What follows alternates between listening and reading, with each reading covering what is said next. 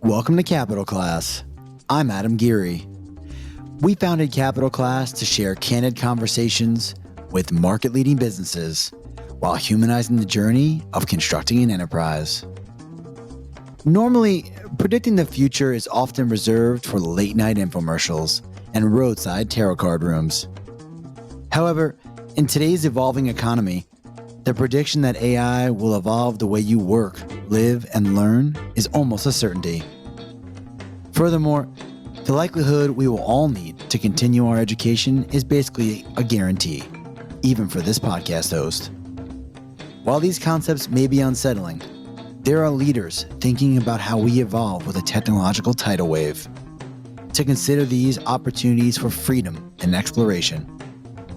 In today's class, we ask the questions: what is the future of K-12 education? How important is the creator mindset? And how should we prepare for AI in our lives? To answer these questions, we are joined by Tom Vander Ark. Tom is the CEO, or as he likes to say it, Chief Education Officer of Getting Smart. Tom's career has led him to found one of America's first virtual schools, in 1994, I may add, and leading the Bill Melinda Gates Foundation's first efforts into education.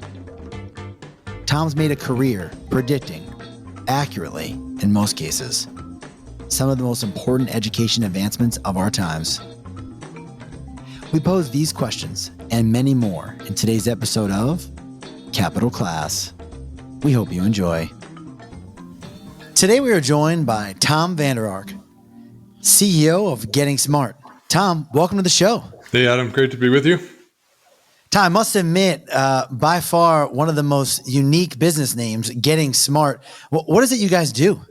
We're an advocacy and advisory firm. We help schools and systems and people that support them, foundations and organizations around the world.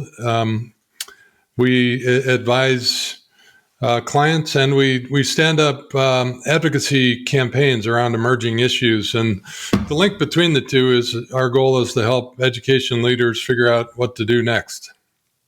Wow, fascinating. And what are you seeing? What is on the horizon in the what's to do next category? Well, there's a global reconsideration of what school is for. We're excited about global conversations about incorporating a broader set of aims that are more relevant to the 21st century. The pandemic, for one, really accelerated the adoption of social and emotional learning and really moving those maybe from the outside to the center of how people think about what school is for and the objectives that we should have. But the economy has changed so much, and we're facing so much novelty and complexity that we think that the two most important learning outcomes are now really leadership and problem solving, the ability to spot new problems, develop solutions, often with a community, and deliver value to that community. That's the new set of skills and mindsets that are most valuable and most necessary given the compounding crises that we face. I think on a practicality standpoint, for years we've always heard about what's required, right? At one point it was STEM, and then people went really tangible, right? It was coding. And now you're talking about leadership and problem solving. In your perspective, how does that get integrated, right? Is it like what's the actual implementation of that? Yeah, we think that both high school and college really can be reorganized as a series of skill sprints and projects. That projects are really useful because they can be framed around work that's important to the learner and to the community. And so that creates a high degree of motivation and engagement and persistence to performance. And if you can link skill sprints to those projects, so that creates relevance for why you need to improve your reading and writing and speaking and your problem solving skills, you can transfer some of that high motivation over to the skill sprints, the skill courses that are super important. And we're excited to see a lot of schools organizing this way.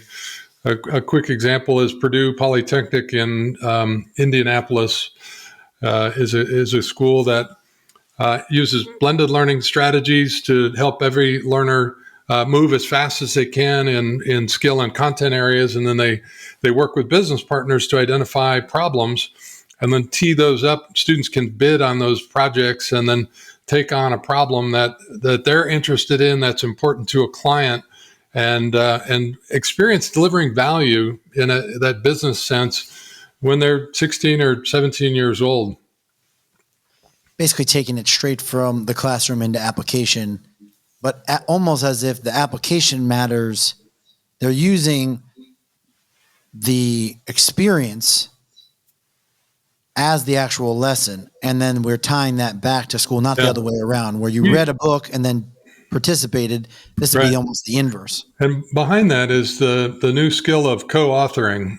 We think teachers need to help learners co-author learning experiences and learning journeys.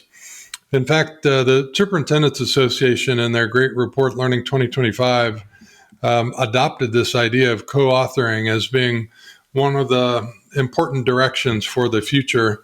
What we mean by co-authoring is walking alongside a young person, helping them reflect on their strengths, interests, and values, helping them appreciate what's happening in the world, and then working with them to create inquiry-based, place-based, community-connected projects that deliver value to a community. So those experiences can be packed full of English and social studies and history and STEM objectives. A great example is Crossroads High in Memphis. They take students around Memphis, and learners pick out a problem that they want to work on, and then they launch in and write a research paper about it. But it's a research paper on a topic that they really care about.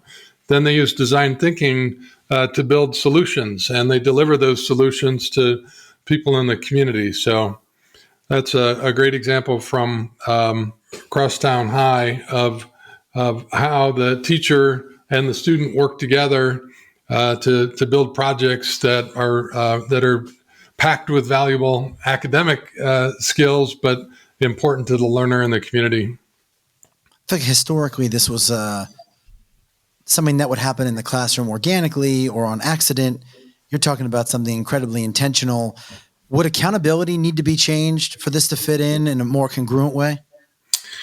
Well, we certainly have seen the downside, the unintended consequences of the accountability systems that we stood up. I have some accountability for that. While I was helping to fund some of America's most progressive high school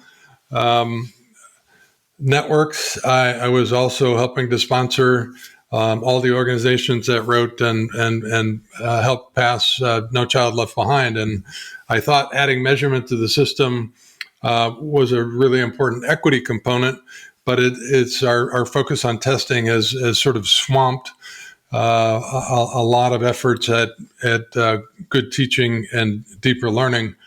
But it is important from an equity standpoint that we measure what matters, but we have to do it in smarter, more curriculum embedded ways. And we have to start measuring these other skills and dispositions that are critically important. And so we need a broader dashboard of outcomes, and we need to get better at reporting back to students how they're doing on that broader dashboard. And we need to get better at reporting to the community what learners know and are able to do. We think this movement toward credentialing learning is really one of the most important trends of this decade. We're going to see learners build comprehensive learner profiles, or some people call them learning and employment records, that really help them tell their story with portfolios and digital credentials that show stakeholders what they know and are able to do. Can we park it here for a minute, Tom? Because this is incredibly fascinating. The current system, right? In your most recent book, you talk about how it was built for sorting. Right? I went through a sorting system, right? And there was a time in my life when, and I'm 35, not that kind of removed, there were people who just didn't make it. Right. Right. And there was almost an acceptance to this, that there were people that made it, people that didn't make it. There were people that did make it. Some went to college, some stayed back.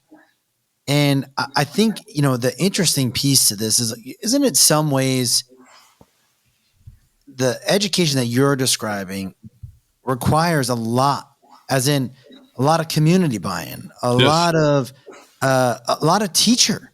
And frankly, we're experiencing a pretty rapid decline in just access to the teaching labor force. Give me some feedback give me some perspective as you see, like, how at scale, right? We have more people going to school.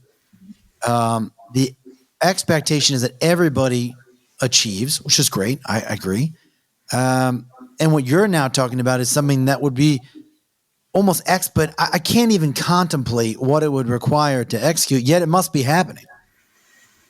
Well, we're excited about examples of this happening at scale.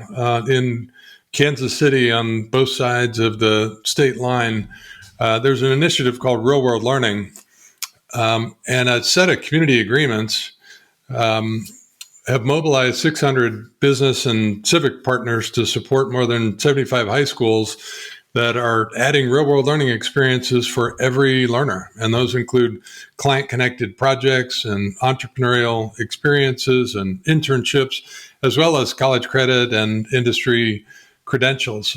So the goal is to make high school more valuable for all students. High schools work pretty well for some students, but many students were just not having a very engaging or very valuable experience. And this framework of community agreements around a set of experiences that are likely to produce those valuable skills of leadership and problem solving has really helped mobilize the community. It's created air cover for the superintendents to be able to help teachers focus on these new important skills. And it's bringing a lot of new resources into schools to help support these projects. And so there's just a lot more community-based learning that's happening in Kansas City. I think it's a great sign of what's possible across the region. You speak from experience as a former superintendent. Even more interesting that you transitioned from the business world into superintendency. Give me, from your vantage point, right? How valuable was that experience in what you do now? What were some of the lessons learned throughout that journey? So I'm an engineer by original training, and then I backed into finance. I started a company that didn't work out. After that, I joined a startup that grew very, very quickly and was quite successful. And that after we sold that business, I decided I wanted to work in education. A lot of people in my life had influenced me to get involved in education, and I was fortunate enough to be able to join a school district in Washington that was looking for a new approach and a more community connected way of learning. And it was a real paradox, Adam, because I was on a number of dimensions extraordinarily well prepared. I had taught leadership at the graduate level for 10 years, and I understood strategy and finance and technology in a really profound way. But I had never worked in K-12 schools. And so I had a real peaks and valleys on my experience level. And sometimes our teachers let me know that. So I just made a real commitment to being in schools every day, and learned a lot, gained a tremendous amount of respect for the work that teachers do. And together, I did have the good fortune of meeting Bill Gates early as a superintendent, and with a little bit of help from Microsoft, we were one of the first school districts in the country to go one-to-one, the first district to start a virtual school back in 1995. So we were able to make a lot of innovations happen in short order by mobilizing local and regional support. Tell me it wasn't just stunning when you're a school superintendent with an engineering background talking to Bill Gates, starting a virtual school before virtual was even contemplated. No, Adam, I remember going to my board saying, I think we need an internet school. I'm not sure what that means, but I'm pretty sure we need one. Yeah, it was a real honor to help Bill and Melinda with some of their early grant making.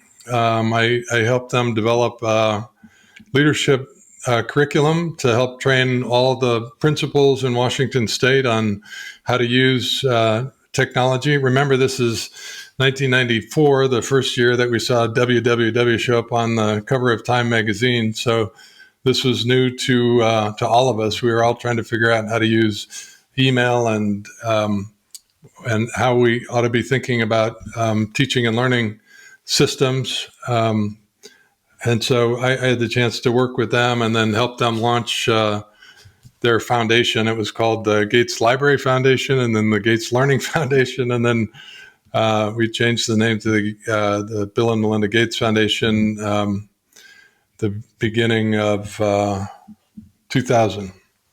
So you're there, right? We'll stay on this story for a minute. So you're school soup, figuring out the internet before many people had even engaged in the internet, working in kind of the Rubicon, if you will, of education. And you're helping Bill and Melinda Gates start a foundation that is almost now, I mean, ubiquitous with philanthropy. Well, you were the first executive director, am I correct, of their education? When Bill hired me, he said, why don't you just travel for 6 months and then come back and tell me what you think we should do? And that really, that was 1999. I call that Tom's wonderful summer adventure. I had the chance to visit 400 or 500 schools that fall and a whirlwind tour. My friend Tony Wagner introduced me to many of the legends in education.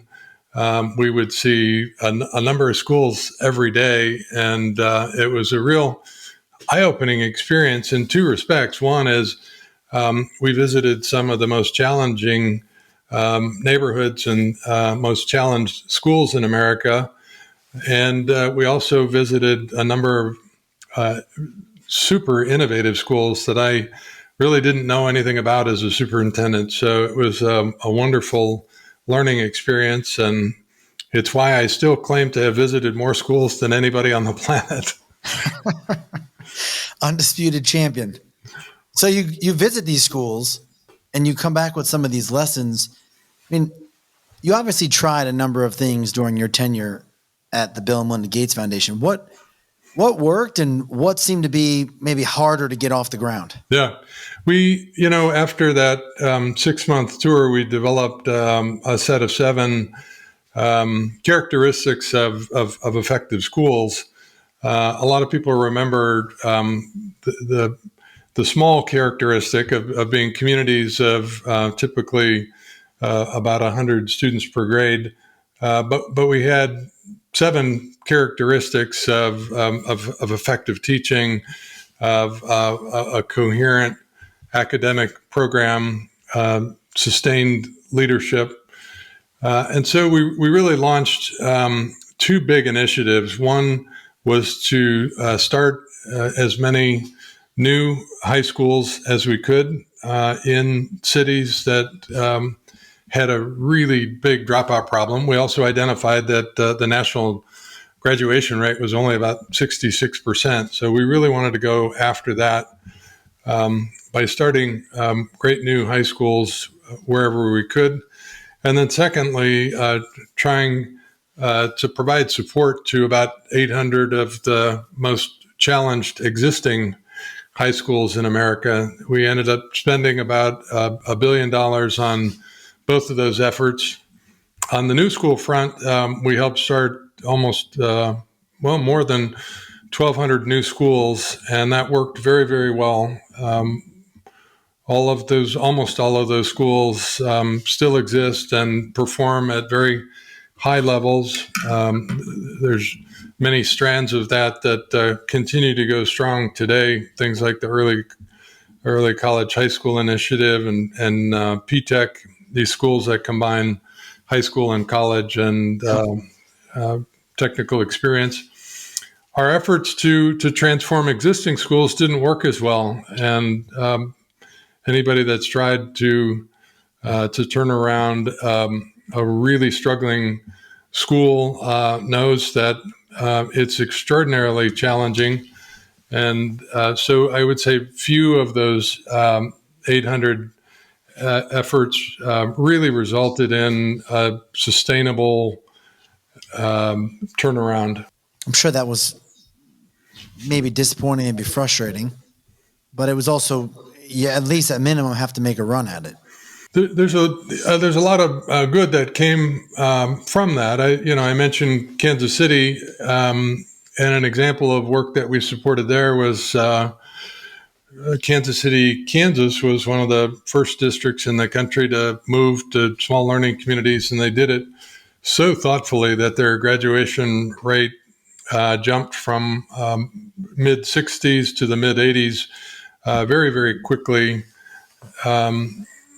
And we tried to help other high schools in that region adopt the same sort of a structure, and the results were not quite as strong as they were in Kansas City, Kansas, but it launched organizations like Prep KC that is now one of our partners in the Real World Learning Initiative and across Kansas City, and so I think there were a lot of benefits to many of those projects, but just not the sort of breakthrough formula that we had hoped for. And I think that's the big lesson learned, that there's not a silver bullet in education, that it takes, it's a system, and it takes really thoughtful, sustained leadership and support for great teaching over a lot of years to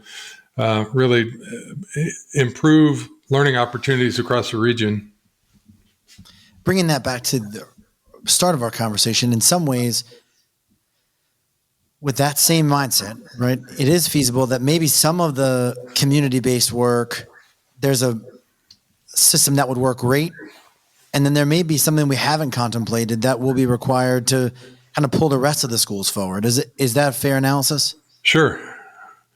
It is. And in every city that we worked, we tried to combine efforts to create new school development and to try to transform the lowest performing high schools. And I think an agenda like that, a strong innovation agenda, and then combining that with an equity agenda that's making sure that every student has access to high quality, and simultaneously trying to create a new sense of what's possible, that working on both of those simultaneously is really important.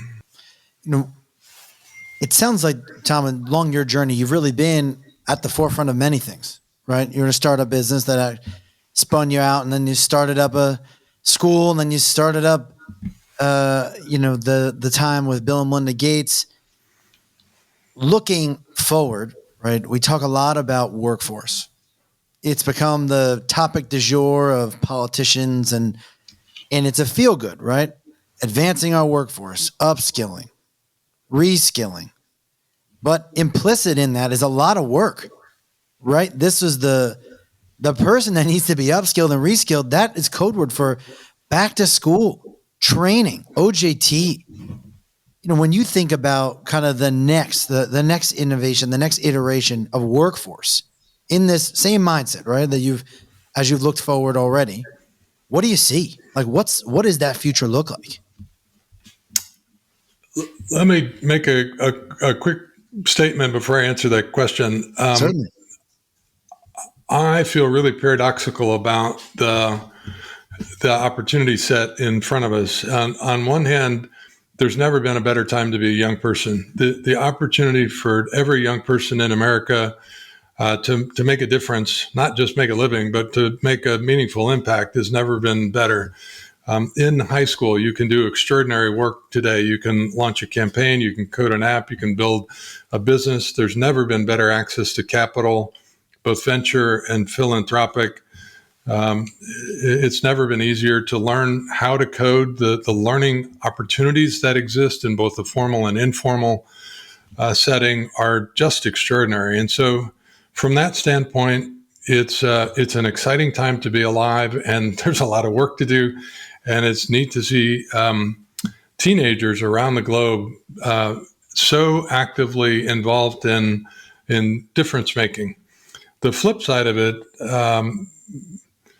is a level of inequality that's expanding around the globe that really worries me. There's this triple ratchet of automation from machine learning, of climate change, and then add the pandemic on top of that. And those are like a triple ratchet that are benefiting the most well-off and penalizing historically marginalized communities in this country and around the world. And so I see this barbell economy where you have affluent professionals that are mobile, that are taking advantage of the extraordinary new learning opportunities, both formal and informal, to accelerate their career and their impact, and a lot of marginalized communities stuck in dead-end service jobs without the ability, for a variety of reasons, to access opportunity. And so that is the way I see the landscape today, is a level of inequity that worries me a lot. And so to answer your question, I'm super excited about the developments of the last 2 years, the move to skill-based hiring, and the entrance of all the big tech players into the education landscape. They're all very active in education today. Microsoft and Google, Salesforce, IBM has long been the leader in digital credentialing. It's gone almost unnoticed by colleges and high schools that all these extraordinary learning resources have been created. But what that models for us is that the opportunity to learn is so great and it's so easy. What we really need is to create supportive environments where people will feel a sense of belonging and safety, attachment, and where they have an advisor, a mentor, where they can have a sustained relationship with that helps them make good choices about the opportunities to work and learn in their community. And so I think that might be the most important thing to combine with all these new learning opportunities is secondary and post-secondary institutions that have really strong student support systems and student guidance systems that helps them make good choices going forward. It's almost as if the case for optimism, right? Because I hear all about the negatives, and I don't mean that they're not worth recognizing, they're important. But the case that you're making is that the access, just the sheer access to resources for entrepreneurism, education, they're unprecedented. It gets better. The opportunity set gets better every month. It's extraordinary. It's so easy to learn critical skills, and it's so much easier to raise money today than it was even 10 years ago when we launched our venture fund. So the exciting thing, Adam, is that 10 years ago you had to go to New York or Silicon Valley to raise money, and today it's worldwide. You can build a virtual team from anywhere to do almost anything and raise money for it. So the opportunity set is really good. The issue is how do we create an opportunity platform that helps more people access those opportunities? Almost that maybe being the greatest challenge, right? The access to the opportunities, not so much the access to the learning or the financial backing, because those have almost become readily available. Absolutely. That's why I think there's some lessons to be learned from Scandinavia. When we look at we've thought about Finland and Sweden as having great education systems for 20 years, but when I visit and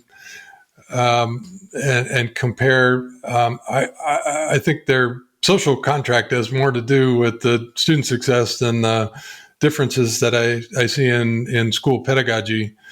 And so I think this widening inequity gap in our society suggests to me that we need to be paying more attention to meeting basic needs, to providing quality child care and early learning opportunities, so that parents, working parents, have an opportunity to learn, to step into these exciting new earn and learn ladders where you can work and you can learn either on the job or in an associated institution, and keep laddering up. The earn and learn ladders that are being organized right now are really exciting new level of opportunity. It also seems it'll manage debt, right? I mean, if you consider that if you thought about the group of people I graduated with, that's like a draft class or a cohort. Yeah.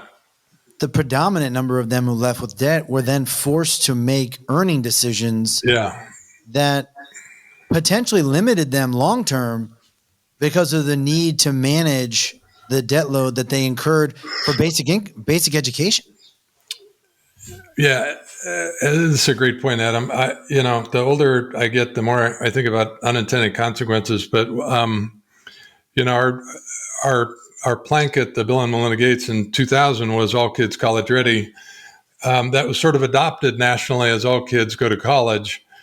And it just was a big push, became a big push towards college prep and pushing everybody to college. I think that had the unfortunate outcome of sending more unprepared students into more expensive schools and taking on more and more debt. And as the price of college kept going up, the cost of debt without degree has really become catastrophic. I mean, it's a life-altering situation if you leave college with debt and no degree. And so we need new. I mentioned guidance systems a few minutes ago. We have to be much more thoughtful about pushing kids to college. We have to help families make much smarter decisions about post-secondary institutions with a really strong return on investment.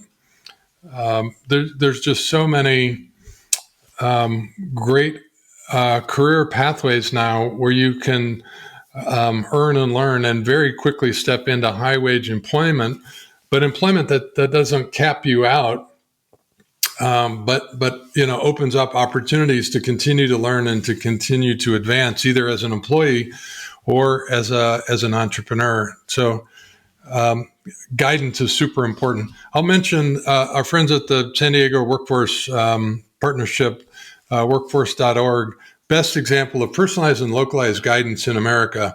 If you live in San Diego County, you can call workforce.org, and they'll understand who you are and what you're good at, what you care about, and they'll give you zip-specific advice about the learning and work opportunities in your community. That's the sort of support that we need to build for this 21st century economy. In that line with the 21st century economy, we talk and hear a ton about AI. I think almost AI was a novelty, right? Oh, there's an AI machine playing chess. Here's an AI on Jeopardy, right? And then out of nowhere, nowhere being a kind of laughable term, yes. But it's here. And you're It's seeing and everywhere. hearing Yeah. about AI as a potentially, of course, again, talked about in a negative sense. I'm sure every innovation was thought about at one point as a threat, but there, you're reading Yuval Harari's book says, doctors, lawyers, be prepared, right? AI can do your job. But equally in the same Accountants, breath, real estate agents, every profession and every task within a profession that can be reduced to a repeatable rule set has been or will be done in the very near future. So it's changing. Every profession is being automated very, very quickly. but again, right? So then let's run this out for a minute. All of these systems and functions that employ large swaths of let's use the American economy, all which mostly require degrees, which are also then tied back to debt. Where do these people go? And he posits that the AI will maybe run alongside. It won't supplant. And that we should be thinking about this as a major advantage, almost in some ways freeing up possibly what farming did for the hunters and gatherers of their time. How do you see this? I just did we just posted a podcast a couple days ago with Greg Topo and Jim Tracy. They have a great new book called Running with Robots. And they did a beautiful job of summarizing the new economy of creating, curating, caring, the three C's of the new economy. Those are things that for the foreseeable future that human beings are just going to be a lot better at than machines. And so this does open up the opportunity for more people to be involved in the creative arts. I'm excited about the combined developments of Web3 for more people to be involved in music and visual arts as well as the performing arts, and be able to monetize those in new and sustainable ways. So think non-fungible tokens and the like of ways that artists can monetize their work and then retain a portion of the earning stream with it. The ability to create, to spot opportunity and to create value in new ways is just more and more important in every single profession. And then the cyber curating of being able to curate resources in ways that are useful to people. Those are examples of new opportunities that exist. I'll add the clean tech economy. John Doerr just published Speed and Scale, speedandscale.org, which is a beautiful blueprint for the future of the economy. And he thinks there's 25 million jobs in America in clean tech. And he acknowledges that there's going to be a ton of displacement along the way, and it's going to be uneven in terms of who's displaced and geographically where people are displaced, and that's going to be an important role for state and federal government to help deal with that displacement. But he and others are super excited about the employment opportunities and the creation opportunities in the clean tech economy. So there's plenty of work to do. There will be high levels of employment into the future, but there'll be tremendous levels of dislocation. And so we're going to need a new social contract that better helps people make a transition and get smart fast in new areas of interest. Tom, a fascinating conversation. I'll get you out of here on this. We ask everybody a series of big predictions. You talk about patterns, right? You just used that word a moment ago. What are the next kind of 3 emerging patterns that you see on the global education landscape? I mentioned broader aims. There's a UNESCO report that came out a month ago that chronicles the adoption of social emotional learning, more broadly the recognition of whole child and whole family as an important aspect. We're seeing thousands of communities around America adopt a new portrait of a graduate or a learner profile that better captures the things we've talked about today: leadership, learner agency, problem solving as new goals. So broader aims. We'll see a continued unbundling and rebundling of learning models where people have more and more opportunity to learn in and out of school, and those will be rebundled by new credentialing systems, new ways to capture and communicate units of learning that will help both learners and institutions sort of stitch together learning, whether it happened in a formal setting or an informal setting. That's going to drop into a learner and employment record. And then learners are going to be able to curate those records and permission those to stakeholders, so that you can have a version of your record that you can send out to tech employers and a version of your record that you can send out to post-secondary learning institutions and to scholarship organizations. So these learner curated records, I think, will help unlock new levels of opportunity, and they'll more accurately describe a set of capabilities than what degree did you get and where did you go to school. Wow. And Tom, if you were investing in the education marketplace, right, venture fund investing or your own Series A, where would you be looking right now? Where are you looking? Yeah, that's a great question. On one hand, we've seen record-setting levels of investment in edtech around the globe. I think a lot of that is flowing into old technologies. We've seen public companies go public.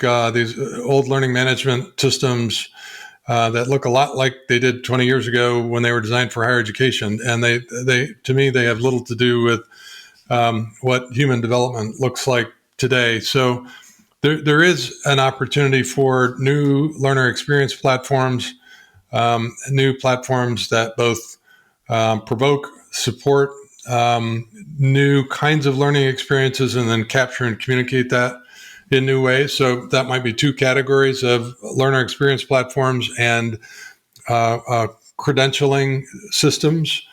I think those are two hot areas. The creation category of just being able to support learner created music, art, presentation, storytelling.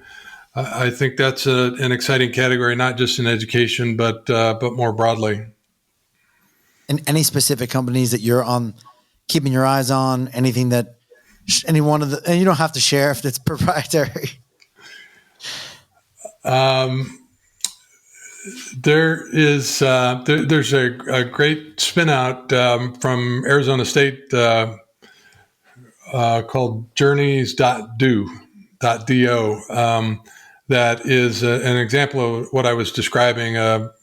It's a personal learning platform, but in a social context. So it recognizes that human beings grow in relationship, it supports individual growth, but in the context of typically in a small group. And it's exciting to see that working in great schools like One Stone in Boise and in juvenile detention here in Arizona, and even in small groups in faith congregations. Any place there's a small group of individuals committed to helping each other grow, new platforms like JourneyDo are making a difference.